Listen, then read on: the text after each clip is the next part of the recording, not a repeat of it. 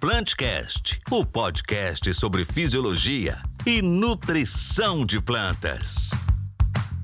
Bom dia, boa tarde, boa noite, ouvintes do Plantcast, o primeiro podcast sobre fisiologia e nutrição de plantas do Brasil. Eu sou o José Marcos, gerente de desenvolvimento de mercado, e hoje nós vamos falar sobre tecnologia de fertilizantes. Estou aqui com o CDM, Rafael Coca. Tudo bem, Rafael? Tudo bem, José. Olá, pessoal. Caros ouvintes, é uma satisfação imensa estar participando desse Plantcast. Para mim, pessoalmente, né, com esse nosso convidado ilustre, que participou de toda a minha formação, desde a graduação, pós-graduação, sendo meu orientador, né? Então, eu fico muito feliz de estar participando. Tenho certeza que vai ser uma conversa muito produtiva. Com certeza, Rafael. Estou aqui também com o Pedro Souza. Tudo bem, Pedro? Olá, tudo bom? Olá, Rafael. Olá, José. Professor Matiello. Olá a todos os ouvintes. Faço parte do time de desenvolvimento de mercado do Cerrados Leste, atuando diretamente com as grandes contas. É uma satisfação estar dividindo esse podcast aqui com vocês, em especial com o professor Matiello. Legal, Pedro e Rafael, obrigado pela participação. E como vocês já apresentaram, hoje nós estamos aqui com uma referência no assunto, né, como autoridade no assunto, o professor Matiello. Tudo bem, professor? Olá, José, tudo bem?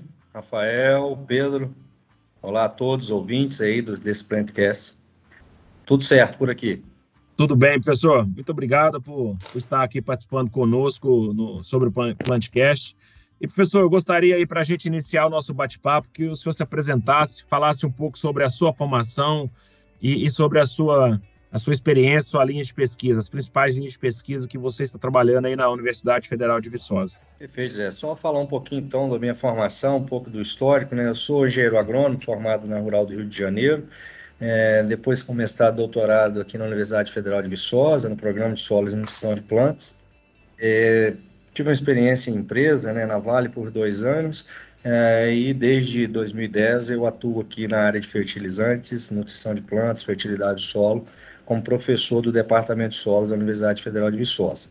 Tive a oportunidade de fazer um período de pós-doutorado na Austrália, né, para poder avançar e seguir um pouco mais nessa carreira de tecnologia de fertilizantes, né, sempre buscando avaliar produtos, né, às vezes ainda em laboratório, conseguir discriminar produtos e prever a sua eficiência no campo. As principais linhas de pesquisa, né, que eu tenho atuado mais recentemente é relacionado com fertilizantes multinutrientes, né, buscando aí proporções de nutrientes em fertilizantes que sejam mais convenientes para essa agricultura tropical, né, considerando solos, considerando também os tipos de cultura, de cultivo que nós temos. Essa é uma linha. Nós temos trabalhado com aditivos em fertilizantes para que possa melhorar a qualidade física e físico-química desses produtos. Temos também uma linha para avaliação de fertilizantes, né, buscando identificar em laboratórios métodos que possam discriminar fertilizantes, que possam prever a característica e prever a sua eficiência no campo. Temos também uma linha relacionada a fontes alternativas de nutrientes, o que nós podemos ter de matéria-prima que hoje não é utilizada, mas que possa ser incorporada dentro do processo de produção de fertilizantes. Então, em termos gerais, seriam, né, essas linhas as principais que nós temos atuado hoje. Legal, muito interessante, pessoal. Eu vejo que, certamente, né, a pesquisa de tecnologia de fertilizantes tem avançado muito nos últimos 10 anos e, com certeza, o trabalho que o senhor, junto com a equipe em Viçosa, tem feito, tem contribuído muito para esse avanço, para esse avanço aí na tecnologia de fertilizantes. Professor, para a gente começar nosso bate-papo aqui, a gente sabe que a eficiência da adubação convencional ela é baixa, né? Eu queria que o senhor comentasse um pouco mais por que essa eficiência é baixa e o que nós podemos fazer aí para estar aumentando essa eficiência. Se o senhor desse alguns números aí para quem está nos ouvindo, né, para os consultores, produtores, para quem está nos ouvindo no campo, qual que é essa eficiência? O quanto que a planta consegue recuperar hoje? Pensando em perenes e anuais, fazendo um balanço nisso. Fazendo favor. Mas é verdade, né? Quando a gente pensa em algumas fontes, em determinadas situações no nosso tipo de solo, a gente tem eficiências baixas, né? Para a gente colocar alguns números, direcionar um pouquinho, Vamos pensar em fósforo, né? Quando nós partimos aí de adubação fosfatada em solos mais intemperizados, que tem mais argila e que essa argila é mais óxido de ferro e alumínio, a gente sabe que grande parte do que nós aplicamos vai ficar dissolvido de forma específica no solo, vai ficar fixado no solo, e as plantas não vão ter acesso, as principais plantas cultivadas não vão ter acesso a essas fontes, né? A gente tem aqui no departamento, né, historicamente trabalhado com isso. Os números mostram, só para você ter uma ideia, que a eficiência ela é de 5% em algumas situações, 5 a 10% para solos argilosos, né, quando eu faço a aplicação com maior contato, né, desse fósforo com o solo. Em alguns cultivos, né, nós temos um trabalho do professor Leonardo Aquino, lá de Rio Paranaíba, que para cenoura, né, uma fonte solúvel incorporada nesse tipo de solo, a eficiência é em torno de 2%. Então, realmente, nós temos situações bastante baixas, né, de eficiência. A gente sabe também que na medida que a gente vai melhorando a fertilidade do solo, né, que a gente vai melhorando o teor de matéria orgânica nesse solo, essa eficiência vai aumentando. Então, a gente sai desse cenário extremamente baixa, eficiência para fósforo, e essa eficiência vai aumentando com o passar do tempo com o cultivo, né? É preciso entender que essa eficiência, claro, não vai ser 100% com nenhuma fonte, com nenhuma situação, mas a gente precisa melhorar e aumentar essa eficiência. Alguns números de literatura, né, mostram a eficiência de 50% com as condições de solo de fertilidade mais construída, com mais matéria orgânica, o que seria um número bastante interessante, assim, seria, né, queremos acreditar que esse número, né, que esteja nessa ordem, mas os trabalhos que a gente mostra aqui, dificilmente a gente consegue chegar a eficiências maiores que 30% em adubação fosfatada, feita de forma localizada, feita de toda a recomendação mais adequada que a gente possa ter, né? Quando a gente pensa em nitrogenados, né, a eficiência média aí, os estudos globais mostram em torno de 50%. E essa eficiência ela é muito variada, dependendo da condição que é feita a aplicação de fertilizantes nitrogenados. Se a fonte é ureia, uma aplicação superficial, sobrepalhada, né, em condições não favoráveis, as perdas podem ser extremamente elevadas, né? Estamos falando aí na ordem de 60%, 70%, 80% de perdas, alguns dados mostram. Então, bastante preocupante, né, você ter uma fonte que aparentemente é um preço melhor realmente, mas você está muitas vezes diante de uma situação que as perdas por volatilização, né, de amônia proveniente da ureia passam a ser elevadas, e é isso é uma preocupação e o produtor tem que estar atento a isso. Não adianta pagar barato num produto, o mais barato, se ele tem uma perda elevada desse nutriente, né? Potássio, a gente tem uma situação um pouco mais confortável, na ordem de 70% das eficiências das adubações, uma taxa de recuperação pela planta em torno de 70%. Mas lembrando, se a gente está diante de solos mais arenosos, períodos chuvosos, as perdas por lixiviação vão ser intensas e a eficiência deve ser bem menor do que esses números médios mostrados, né? Solos mais argilosos, né, em condições normais de precipitação, a gente tem menor lixiviação no solo, né, e essa eficiência ela está na ordem de 70%.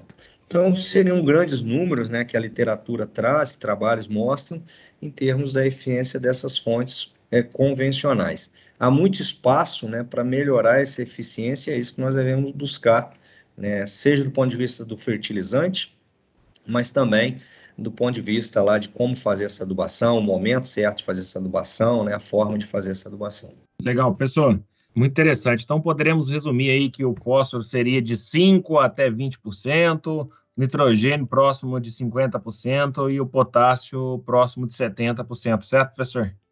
Em grandes números, a gente poderia considerar isso. Tá. Agora, é claro que, como eu falei, né, repetindo aqui, a eficiência de fósforo ela pode melhorar na medida que eu tenho sistemas de produção, que eu introduzo plantas de cobertura, que a gente vai melhorando aí a fertilidade desse solo, tá? A gente costuma ter um termo usado, é o fósforo fresco, ou seja, o fósforo que eu estou aplicando hoje, a gente tem uma eficiência muito melhor do que o fósforo que foi aplicado nessas áreas há anos atrás.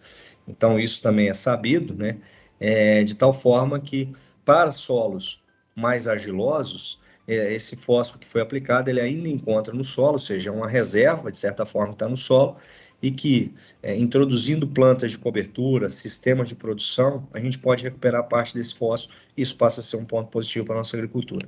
Professor Matiello, muito interessante o que você comentou, né? Então, a agricultura brasileira ela vem trabalhando, né, com manejos com o intuito de aumentar, né, essa eficiência, seja das fontes convencionais, seja também trabalhando da forma que você mesmo disse, né? Aumentando a eficiência de fertilizantes, né? Buscando um caminho alternativo.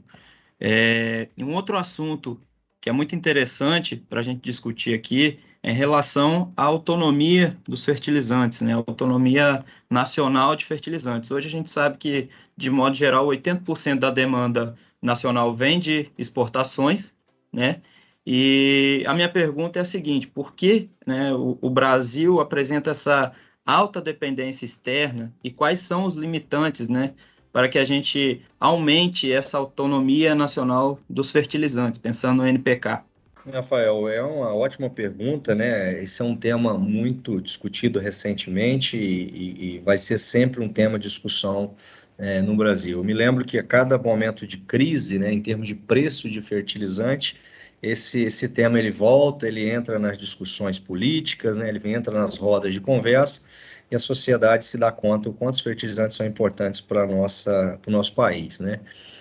Infelizmente, né, nos últimos anos, a indústria nacional ela deixou de investir, né? Vamos lembrar que a Petrobras fechou as 3 fábricas de adubos nitrogenados que ela tinha produzindo ureia, né, principalmente, e isso fez com que essa dependência externa só aumentasse, né? Então, o que nós devemos fazer? Imediato, né, investimentos e uma ampliação da capacidade brasileira de produção de fertilizantes. No caso dos nitrogenados, que a matéria-prima passa a ser aí gás natural, né? Hoje, principalmente, a matéria-prima utilizada, e havendo a disponibilidade de gás natural no Brasil, e ampliando os investimentos nisso, nós podemos aumentar essa produção. A primeira coisa é reativar as fábricas da Petrobras, que estão paradas aí, estão em processo, né, de reativar, mas as coisas não acontecem, não no curto prazo, né? Então, isso é imediato. Ampliar também a capacidade de fornecimento de gás natural para que novas plantas sejam instaladas e passem a produzir nitrogênio no Brasil. Isso é fundamental, isso é uma segurança nacional para a gente ter uma dependência menor, né? Em relação a fosfatados, né, a gente sabe que existe diferentes reservas aí no Brasil, diversificada a sua ocorrência, mas ainda carece de muitos investimentos, né? E a demanda é alta, então precisamos continuar os investimentos em relação às novas minas, né, apatitas aí que estão sendo exploradas para produzir os fertilizantes fosfatados. Eu entendo que vejo que o problema é mais grave com o potássio, porque as reservas que nós temos no Brasil de potássio, elas são muito limitadas, né, se concentram aí na região de Sergipe, né? A gente tem uma mina em operação, de silvinita, também tem uma mina de carnalita que está em processo, mas que ainda não opera, não produz. Existe uma reserva também de silvinita no Amazonas, né, que demanda de interesse nacional, investimentos, para que isso possa entrar em operação e atender uma demanda de potássio no Brasil. Vamos lembrar que o potássio é o fertilizante aí o KCl, né, é a maior importação da nossa pauta aí entre os fertilizantes. O consumo é gigantesco e nós precisamos, né, adotar aí medidas, né, que melhorem isso. Mas, infelizmente, né, a curto prazo, a médio prazo, nada vai poder ser feito, porque a velocidade com que isso aconteça e a demanda nossa ela é imediata, né? Então, a curto prazo, pouca coisa, a médio prazo, sim, algumas coisas podem ser feitas para diminuir um pouco essa dependência. Acho que vale a pena deixar aqui claro que o consumo de fertilizante no Brasil é grande, e falar em autossuficiência de fertilizante no Brasil é uma coisa utópica, né? E que, infelizmente, né, não condiz com a realidade do consumo ou da disponibilidade de fontes que nós temos aqui no Brasil. Mas toda e qualquer iniciativa para diminuir a dependência, ela é válida, né? Porque nos momentos de crise a gente vê o quanto importante é isso. Matiello, legal, eu queria só fazer um link aqui sobre o que você falou, em relação ao Plano Nacional de Fertilizantes, né? A gente sabe que dos objetivos, né, do Plano Nacional de Fertilizantes é trabalhar as boas práticas agrícolas e também fontes alternativas, eficiência de fertilizantes, que é justamente o que você falou, né, na sua apresentação das suas linhas de pesquisa, o que já vem sendo trabalhado, né, aí na universidade. Perfeito, Paulo. Só um complemento, né? Foi bom você ter tocado nesse assunto, né? Depois de muito tempo, o Brasil tem um plano nacional de fertilizante que tem objetivos a curto, médio e longo prazo, né? O que nós precisamos é apoiar esse plano e fazer com que esse plano, de fato, saia do papel, né? Ele está bem desenhado, ele foi muito bem discutido, agora ele precisa ser levado, né, para quem seja a sociedade, seja pelos tomadores de decisões, para que a gente possa seguir esse plano, que ele é bem completo, ele vai desde as fontes, né, a produção interna, o uso de fertilizantes no Brasil, então ele traz, de fato, ali um norte, né, de qual o caminho que o Brasil deve seguir em relação aos fertilizantes, né, entendendo toda a importância dos fertilizantes para a economia brasileira e questão de geração de empregos, questões sociais e econômicas envolvidas, tá? Muito bom, professor, muita informação. Diante do cenário que nós temos, em que o Brasil, um país altamente dependente de importação de fertilizantes, muitos dos fertilizantes com baixa eficiência, então precisa otimizar essas adubações. Gostaria de entender as inovações que o senhor tem trabalhado buscando o aumento dessa eficiência desses fertilizantes. Então, acho que a gente precisa, né, a nível de universidade, institutos de pesquisa, né, e empresas, buscar aí dentro daquilo que é possível, fazer o melhor, né? E o melhor eu entendo que boas práticas, né, na utilização. O produtor, às vezes, ele peca no momento de fazer a aplicação correta, na forma de fazer, muitas vezes ele peca na dose. E aí, do lado da indústria, o fertilizante, né? A gente precisa também melhorar um pouco não, a gente precisa chegar a formulações que atendam mais essa realidade de agricultura brasileira, né? Eu vou citar alguns exemplos depois para não ser também tão geral. Uma das linhas de pesquisa que nós temos é você ter fertilizantes multinutrientes, né? Por que isso? Porque hoje nós temos uma agricultura de escala. Muitas vezes nós temos janelas de plantio, janelas de aplicação muito estreita, e nós temos que levar os nutrientes certos naquele momento, né? Então eu falo de NPK, mas eu estou falando também de nutrientes ou grânulos contendo enxofre, contendo micronutrientes, muitas vezes contendo magnésio na composição, para aqueles solos em que o magnésio não está sendo, os teores não estão sendo elevados por meio da calagem, seja porque o calcário que é utilizado é pobre em magnésio, seja porque a demanda daquela cultura é maior em magnésio nas nossas condições tropicais comparada a outras regiões do mundo. O fato é que muitas vezes nós trazemos formulações de fora e usamos nos solos tropicais, né? Sem a devida adequação, porque essas fórmulas muitas vezes elas são feitas para serem compatíveis do ponto de vista físico, físico-químico, então elas já estão prontas, né? O que nós precisamos? É melhorar um pouco essas proporções, né? Muitas vezes levar mais nutriente no grânulo. Hoje o consumo grosso de consumo no Brasil é de mistura de grânulos, e muitas vezes essa mistura de grânulos ela não se satisfaz, né, pensando do ponto de vista de aplicação do produtor, porque não há homogeneidade boa de aplicação, né? A aplicação heterogênea. O produtor, às vezes, pede uma formulação com micronutrientes, mas há uma segregação forte na hora da aplicação. Então, isso ainda é o grosso do consumo no Brasil, está nesse tipo de fertilizante. Nós temos que mudar um pouco essa realidade. A gente precisa ter fórmulas que segreguem menos, né? Nós precisamos ter fórmulas mais concentradas em nutrientes e maior proporção dos nutrientes de acordo com demanda de cada cultura. E também ainda, né, para complicar um pouquinho mais, dentro de um sistema agora de produção. Muitas vezes o produtor, né, nós estamos falando hoje de sistema de produção, aí, vou dar um exemplo talvez o mais praticado hoje, soja, milho. Eu quero fazer uma adubação e quero ter um efeito residual para a cultura, muitas vezes. Então, tudo isso, né, é mais novo e é preciso se adequar em termos de formulações, eu acho, né? A gente tem hoje um cenário também no Brasil que chama atenção, né, e que é uma coisa mais recente em termos de escala. O milho safrinha em muitas regiões, que não era praticado há 10 anos atrás.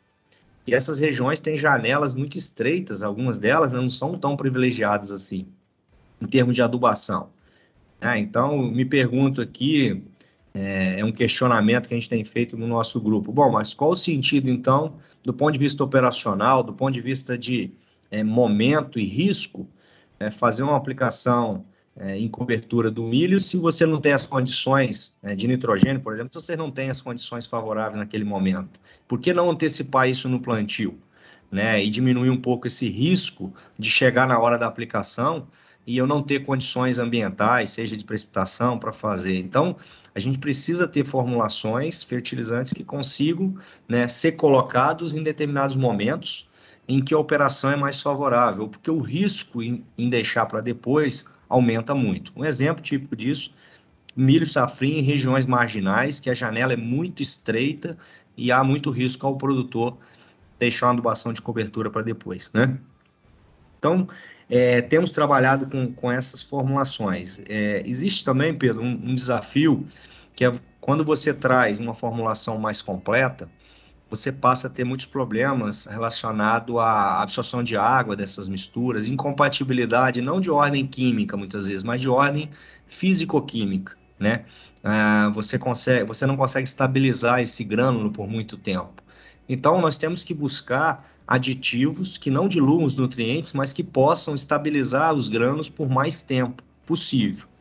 Então, essa é uma linha de pesquisa que algumas empresas têm buscado, e eu acho que nós temos que insistir nisso, aditivos que possam melhorar a qualidade físico-química de fertilizantes, permitindo misturas mais multinutrientes, né? É um desafio fazer isso, mas eu acho que do ponto de vista de pesquisa a gente precisa insistir nisso.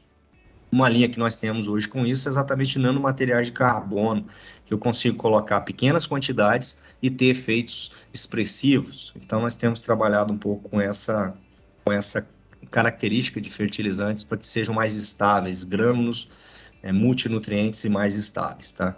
Interessante, pessoal. Hoje já tem, né, no mercado algumas tecnologias também com fertilizantes multinutrientes, mas certamente isso é uma demanda que contribui muito aí para aumentar a eficiência, né? Quando eu consigo colocar... A gente sabe, a planta não precisa só de 3 nutrientes, não é só NPK. A planta precisa de 12, 14 nutrientes, né? Macro e micro. E aí, quando eu consigo fazer um fertilizante que tenha lá macro e micro e que tenha uma excelente característica físico-química, que contribui ali para a fluidez do fertilizante, para a aplicabilidade dele, com certeza... eu estou evoluindo aí, estou contribuindo para a tecnologia de fertilizante. Esse é um assunto importante. E outro assunto, professor, que está bem na moda agora, né, muito discutido, e muito até em função do que vocês comentaram, né, da dependência externa do Brasil, dos fertilizantes, hoje fontes alternativas. E a gente sabe que tem diferentes fontes, né, professor? Então, eu queria que o senhor comentasse um pouco mais.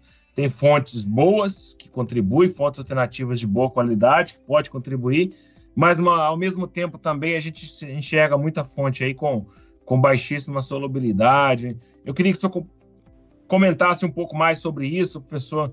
E a pergunta, né, que não quer calar, que sempre a gente está aí no dia a dia, né, com os produtores, com os consultores, a pergunta que vem, né? E o pó de rocha, funciona? Não funciona? Por quê? Queria que você comentasse um pouco mais sobre esse assunto aí, professor. Essa pergunta, como você falou, ela é polêmica, né? Eu quero aqui trazer alguns esclarecimentos daquilo que a gente tem feito, baseado nos trabalhos de pesquisa. Isso é uma linha de pesquisa nossa, acho que interessa muito aqui para a gente, interessa muito ao Brasil. Agora, a gente tem que saber também o que queremos, né? E precisamos separar um pouco aquilo que existe a fundamentação, existe aquela comprovação científica daquilo que exatamente não tem nada disso, né? Quando a gente fala de fontes alternativas, a gente está falando de muita coisa, né? Então, só para deixar talvez o ouvinte aí um pouco mais esclarecido, fontes alternativas, nós estamos falando desde resíduos industriais, agroindustriais, que contêm o nutriente e que precisam, né, ter uma boa utilização. Então, quando eu utilizo um resíduo orgânico, por exemplo, eu estou falando de uma fonte alternativa de nutriente que tem ali na propriedade, se ele está disponível, se ele está num bom custo, isso deve ser praticado, né, e deve ser feito, e deve ser estimulado. Agora, é claro que tudo tem uma escala, né? Muitas vezes é possível usar isso numa pequena escala, uma escala maior, a gente não teria viabilidade de uso pela escala, né? Então, estamos falando desses produtos. A gente tem resíduos industriais que muitas vezes contêm potássio, contêm cálcio, magnésio, que hoje simplesmente não tem utilização, são passivos ambientais lá, né? Tem boa solubilidade, mas esses materiais hoje, eles muitas vezes vão para aterro sanitário, eles não têm um destino na agricultura como deveriam ter. É claro que é preciso avaliar a sua segurança contra contaminantes, mas uma vez que os contaminantes estão dentro da legislação, dos teores preconizados na lei, eles deveriam ser utilizados com mais ênfase no Brasil. Então, a gente perdeu, acho que uma oportunidade, recente, de utilizar melhor resíduos industriais. Eu estou falando de empresas diversas aí, diversas áreas, que têm esses materiais, mas que, por muitas vezes limitação de lei, muitas vezes por insegurança jurídica, acabam não procurando, né, um destino mais adequado para esses produtos. A gente está falando também de estruvita, né? Estruvita é um fosfato de amônio e magnésio, é uma fonte interessante, recuperada, né, de águas residuárias, né, de estação de tratamento de esgoto, enfim, de dejetos suínos. Então, tem várias possibilidades de recuperar esse fertilizante. Tem uma boa concentração, a solubilidade mais lenta, é verdade, que poderia se enquadrar em algumas situações dos solos brasileiros de cultura, né? E estamos falando também dos pó de rocha, que acaba, né, tendo uma conotação maior. Em relação ao pó de rocha, Zé, o que a gente tem feito aqui? Trabalhado basicamente com os materiais mais promissores. Gostaria de deixar claro aqui também para os ouvintes que, quando a gente fala de pó de rocha, o que é mais interessante, o que é mais promissor são aqueles mais ricos em potássio, porque se eu estou falando de fósforo, nós temos fosfatos naturais, se eu estou falando de cálcio e magnésio, nós temos os calcários, tá? Então, o potássio é o elemento de grande interesse. Talvez em alguns materiais o magnésio, pela falta de magnésio hoje no Brasil, também possa ser um candidato, mas é esse elemento. E aí o que a gente vê? A solubilidade, né, desses materiais, dessas rochas, é baixíssima, tá? Então o produtor tem que ter ciência que quando ele utilizar esse material, a liberação vai ser ao longo de anos e décadas. É isso que a gente tem aqui. Tem alguns trabalhos mostrando, nossos trabalhos mesmo mostram essa solubilidade muito baixa. Nós temos tentado aumentar a solubilidade desses materiais, concentrar o nutriente, né, que ele está baixo, a concentração está baixa nesses materiais, como uma tentativa de usar essas rochas existentes aqui no Brasil e ter uma rota alternativa de produção de fertilizantes, né? Também vale destacar que as rochas são diferentes, os pó de rocha são diferentes. A gente tem materiais aí que tem em torno de 7% de K2O, né, com baixa solubilidade, mas nós temos pó de rocha que tem menos de 1% de K2O, que está sendo utilizado como se fosse a mesma coisa. E pior, né, esses materiais estão sendo transportados a grandes distâncias, aumentando então o trânsito aí em rodovias, né, aumentando aí um tráfego em estradas, para carregar pouco nutriente. A gente sabe que dentro da logística de fertilizantes, né, você transportar produtos com baixa concentração para longas distâncias tem uma inviabilidade muito grande. Então, isso acaba sendo feito nesses momentos de incertezas, né, de preços elevados, que, ao meu ver, são coisas equivocadas, né? Esses materiais eles têm que ter um uso mais regional, eles têm que ter preço acessível a produtores mais próximos de sua região de produção, e não ter aí transporte a grandes distâncias, levando pouco nutriente, e o nutriente que nós estamos falando de interesse é o potássio, né? A solubilidade é muito baixa e a liberação vai ser lenta. Então, solos que têm boa fertilidade de potássio, a nutrição potássica virá do solo. Então, há um consumo da poupança que existe de potássio no solo, onde isso é possível, né? E essa fonte vai liberando de forma muito lenta, né? Então, essa ciência, essa discussão precisa ser levada ao produtor. Ele tem que tomar a decisão final, mas ele tem que estar ciente que ele está levando um produto pobre em nutrientes, teria que aplicar doses cavalares, doses elevadas, né, por área, e esse produto vai ter uma liberação muito lenta no solo, por anos e por décadas, tá? Então, não ter aquela sensação de que a liberação vai ser em 3 meses, 6 meses, isso não procede com os dados, com a realidade, né? Agora, são produtos, como eu falei, repetindo aqui, que muitas vezes é uma alternativa local, regional, para uma situação complementar, muitas vezes, a adubação que existe já naquela área, né? Sinceramente, boa parte desses pó de rocha não poderiam ser enquadrados como fertilizantes, porque tem pouco nutriente, e jamais vão substituir a adubação convencional, com os fertilizantes tradicionais, não vão, porque simplesmente, né, eu teria que aplicar montanhas e ainda a disponibilidade vai ser muito lenta. Então, aproveito a disponibilidade aqui para levar essa mensagem, para que, primeiro, distinguir as fontes, né, buscar aquelas mais concentradas, e o potássio é o nosso nutriente de maior interesse. E ainda o transporte a longa distância vai inviabilizar provavelmente essas fontes, né? A liberação vai ser muito lenta no solo, e é preciso ter uma reserva no solo para ir mantendo durante aquele período ali. Caso contrário, o que vai haver é um esgotamento daquilo disponível no solo, com a aplicação desses materiais. Tá?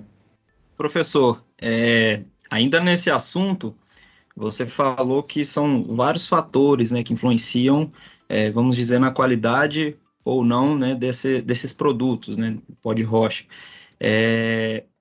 E dois deles são a solubilidade e a garantia dos nutrientes. E como eu sei, e eu já trabalhei bastante com você, né, com as caracterizações, né, de fertilizantes, eu queria que você abordasse um pouquinho como é feita a caracterização, pensando em solubilidade, pensando em garantias de nutrientes, de acordo com o Ministério da Agricultura, pensando em fontes convencionais. E eu queria que você estendesse um pouco para falar um pouco sobre como que está sendo feito essa caracterização desses produtos. Rafael, essa é uma pergunta muito boa. Eu acho que essa discussão ela tem que ser ampliada, inclusive com o pessoal do MAPA, no Ministério da Agricultura, porque a instrução normativa dos remineralizadores, né, do pó de rocha, ele traz como teor total apenas, né? Ao contrário dos fertilizantes, né? Vamos pensar um fertilizante que possa ser comparável aí, os fosfatos naturais. Você tem, além do teor total, você tem uma solubilidade ali, seja em ácido cítrico, né, seja em citrato neutro, né, ácido fórmico, enfim, você tem para os fosfatados, né, e as fontes naturais também fosfatados, uma série ali de trabalhos de literatura que já foram feitos, mostrando indicadores em termos de solubilidade, qual é o extrator que seria o mais conveniente para cada tipo desse material. O pó de rocha, simplesmente, a instrução normativa ignorou tudo isso. Então, o teor ali, basta informar o teor total. E o teor total, ele é obtido, né? Hoje nós podemos fazer isso com uma digestão triácida, em que eu teria que usar aí ácido fluorídrico para dissolver a sílica que esse material, né, contém. Seria um ataque ácido dos mais agressivos que a gente tem em termos de laboratório. Poderia fazer por fluorescência de raio-x, que é uma técnica também mais recente. Mas, enfim, eu estou falando de teor total. E não há uma solubilidade em um extrator que possa ser um indicador de disponibilidade. Quando a gente avalia os extratores para fosfatos naturais, por exemplo, ácido cítrico, citrato ácido, ou mesmo ácido nítrico, né, de gestão a frio, que nós chamamos em laboratório, a gente encontra teores muito baixos, né? E esses teores muito baixos são correspondentes com a velocidade de liberação que esse produto vai ter no solo, tá? Então, assim, respondendo um pouco sua pergunta, ali está informado o teor total, tá? A gente não tem como obrigação da lei um extrator que possa nos dar uma ideia de velocidade da liberação e que possa também até discriminar as rochas, né? Eu tenho usado esses extratores aqui no laboratório, eles têm mostrado teores muito baixos e não estão discriminando as rochas. É necessário estudar outros extratores, talvez pudesse ter essa capacidade. Tá? Matiello, você falou do teor total. Existe um limite do teor dessas fontes do pó de rocha para serem utilizadas na agricultura? Existe um teor mínimo da legislação, né? É um somatório de óxido de potássio, óxido de cálcio, magnésio de 9%. Então, basicamente, toda a rocha vai ser contemplada, né? Esse é um dos problemas da legislação. O sarrafo é muito baixo, ele deveria ser maior, esses teores, essa exigência deveria ser maior, né? Mas o sarrafo é muito baixo, então qualquer rocha, ele se enquadra, né? Existe também o teor máximo de silício, óxido de silício de 25%, mas que, e aí vem uma preocupação, né?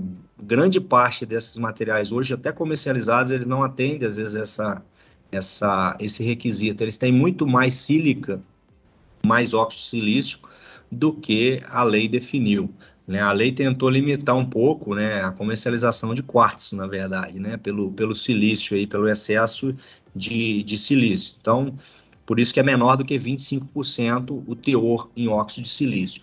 Mas muitos materiais que a gente tem analisado em laboratório chegam a 40% de óxido de silício, e como a fiscalização ela é rasa, ela não é tão efetiva nisso, isso acaba sendo aí para o campo e utilizado nas áreas, né? Então, é um problema que é apontado também na lei, de fiscalizar principalmente aí esses teores, né? E como são teores totais, muitas vezes não são tão acessíveis em laboratórios, então é difícil uma fiscalização também para isso. Certo, professor. Esse é um assunto muito interessante, né? Que eu vejo que vale a pena aprofundar um pouco mais, né? Então, como o senhor falou muito bem, né? Tem muito... nós podemos falar em pó de rocha, que é vendido, né, entre aspas, como fertilizante, mas que tem entregado hoje baixíssima eficiência, né? É importante os consultores, o mercado aí ficar de olho na eficiência, na solubilidade dessas tecnologias, né? E sempre que possível procurar um formador de opinião, um pesquisador, uma universidade conceituada aí para estar validando essas tecnologias. E professor, para a gente caminhar aqui para o final, que o senhor deixasse uma mensagem final aí para os nossos ouvintes, para os nossos consultores, parceiros, produtores, clientes que estão nos ouvindo, qual mensagem que o senhor gostaria de deixar, professor? Pois são muitas mensagens, eu vou tentar aqui fazer um resumo, mas vou tentar me posicionar como produtor. Eu fui produtor em um período da minha vida, né? Então vou tentar também pensar do ponto de vista do produtor. O produtor, muitas vezes, né, ele está querendo, e ele gostaria de ter promessas, e ele compra, muitas vezes, ideias que não têm muita fundamentação científica. Então, um apelo que eu faço para o produtor busque aquilo que é consagrado, aquilo que o conhecimento científico já verificou que é válido, tá? Existem muitas promessas que não se concretizam, e ele vai estar pagando muito mais caro, o barato vai sair caro, né? O produtor hoje ele precisa ser eficiente, ele precisa fazer as coisas na hora certa, ele precisa ter a produtividade, né, de acordo com o planejamento dele. E para isso ele vai ter que ter fertilizantes bons, qualidade da fonte, seja do ponto de vista químico, físico-químico ou físico também. Então busque fertilizantes já conhecidos, consagrados, que tenham maiores teores, né, fontes diluídas, né, fertilizantes que não têm ali o somatório de nutrientes baixo, devem ser evitados, principalmente para escalas maiores, áreas de transportes, né, longas distâncias, né, de transporte. Isso é um problema hoje na agricultura brasileira. Vou dar um exemplo para vocês, né, na nossa região aqui é muito consumido 3,17, é um fertilizante diluído, você diluir o MAP 3 vezes e vender ele por um preço que claro que não vai ser vantajoso para o produtor. Então, não faz sentido o produtor deixar de pagar, até ele olha o preço por tonelada ou por saco, né? Ele acha que está pagando caro no MAP, não, quando ele está pagando caro num 3,17, que é um fertilizante diluído, ele está pagando caro num 4,14,8, que é muito utilizado em grande parte das regiões, né? Então, busque formulações mais concentradas, que tenham qualidade física, né, para ser usado aí no dia a dia, né, seja lanço, seja escoando aí pelo sistema de aplicação, que tem essa qualidade. Então, isso que vai levar o resultado, né, não acreditar aí em qualquer promessa, o mercado está cheio disso, né, e busque as empresas também mais sérias, né, Zé, as empresas que têm departamentos de pesquisa, que estão aí parceiras do produtor, né, as empresas que já estão consagradas aí, produtos que já são comprovados, é isso que nós precisamos. Então, acho que o produtor precisa ter esse discernimento, né? A gente tem busca, né? Existem várias empresas buscando a melhoria de fertilizantes, isso tem acontecido, é louvável, né? A gente precisa insistir e continuar nisso, e ele deve testar essas tecnologias na propriedade, porque alguns produtos são inovadores, vem aí para poder promover melhorias, e ele precisa avaliar isso lá na propriedade. Então, não ser também descrédulo, né, de novas tecnologias, e ao contrário, ele precisa avaliar isso numa área menor, às vezes numa parte da propriedade, para depois ele tomando as decisões, né, daquele produto e da qualidade daquele produto. Então, nós temos coisas inovadoras acontecendo, né, fertilizantes que entregam mais no final, ele precisa estar atento a isso também. E não abandonar aquilo que já é consagrado, aquilo que já é conhecido, tá? Legal, professor. Então, a mensagem que fica é a seguinte: vale a pena, né, fazer a conta por nutriente, certo? Não só ver em toneladas, mas ver quanto de nutriente que está indo ali por tonelada, aquela conta básica, né, professor, que a gente aprende nas aulas de fertilizante, fertilidade de solo, e também está aberto, como o senhor mencionou muito bem, a novas tecnologias, né? A pesquisa, a universidade, o mercado tem trazido novas tecnologias de fertilizantes, e vale a pena o produtor estar aberto a essas novas tecnologias que busca aumentar o aproveitamento, a eficiência pela planta, né, professor? Eu vejo que esses são os pontos aí pontos chaves, pontos de atenção. Com certeza, acho que é isso, insistir, né, na qualidade de produtos e não só a preço, e fazer a conta por quilo de nutriente que está chegando na propriedade, nutriente disponível lá para a lavoura. É isso que vai, de fato, mostrar o que é viável ou não, tá? Esquecer não só esse preço por tonelada, que ele é ilusório muitas vezes, ele é enganador. Com certeza. Muito bom, professor. E sempre se atentar, né, para análise de solo, ver também como está a correção, se está precisando de calcário, como o senhor mencionou, de gesso. Então, esses são os parâmetros básicos aí para ter uma eficiência, melhorar a eficiência da adubação. Professor, nós vamos finalizando por aqui. Agradeço imensamente pela contribuição que o senhor nos passou. Muito obrigado, professor, pela contribuição. Agradeço também ao Pedro Souza e ao Rafael, que nos acompanhou aqui. Muito obrigado por mais este Plantcast. A você, ouvinte, que ficou até o final, muito obrigado e até a próxima. O Plantcast, o primeiro podcast sobre fisiologia e nutrição de plantas do Brasil. Até a próxima. O Plantcast é uma produção da ICL, Impacto para um Futuro Sustentável.